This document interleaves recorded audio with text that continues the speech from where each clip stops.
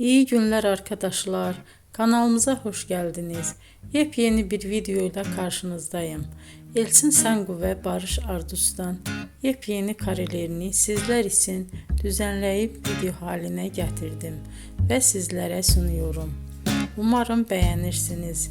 Elçin Sangu ve Barış Ardus Kiralık Aşk dizisinde birlikte rol almış ve herkes tarafından çok beğenilmiştiler.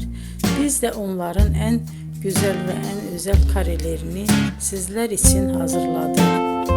Videoların devamını istiyorsanız kanalımıza abone olup sona kadar izlemeyi unutmayın.